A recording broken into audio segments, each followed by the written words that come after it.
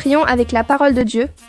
Prions pour notre restauration divine et physique, selon Ézéchiel 37, 1 à 14. Bienvenue dans cette série de méditations de la parole de Dieu. Il faut noter que cette vidéo est la conclusion de l'explication d'Ézéchiel 37, versets 1 à 14. La vision de la vallée des ossements secs dans Ézéchiel 37, 1 à 14 est bien plus qu'une simple image apocalyptique. Elle est un message central d'espérance et de rédemption pour le peuple d'Israël et, par extension, pour toute l'humanité. Elle affirme de manière retentissante que même dans la désolation la plus profonde, là où tout espoir humain est éteint, la parole et l'Esprit de Dieu ont le pouvoir de créer, de restaurer et d'insuffler la vie.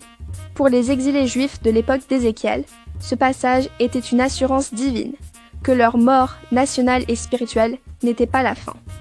Dieu, dans sa souveraineté absolue, allait les ressusciter de leur exil, les ramener dans leur pays et restaurer leur relation avec lui par le don de son esprit.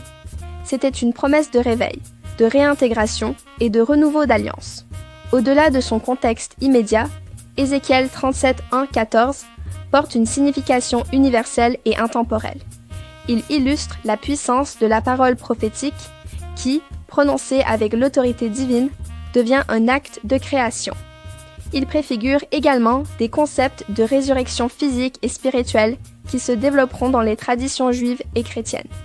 Enfin, ce texte demeure une source d'inspiration pour tous ceux qui, confrontés au désespoir et à la mort sous toutes ses formes, qu'elles soient personnelles, communautaires ou spirituelles, sont invités à se souvenir que la vie ne dépend pas de nos capacités ou de nos circonstances, mais de l'esprit vivifiant de l'Éternel, capable de transformer même la plus aride des vallées en une armée pleine de vie et d'espérance.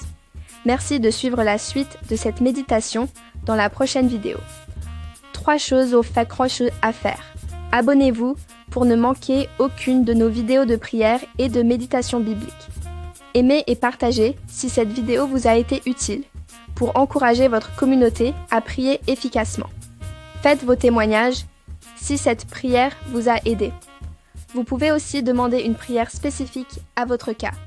L'Éternel vous bénisse et vous garde.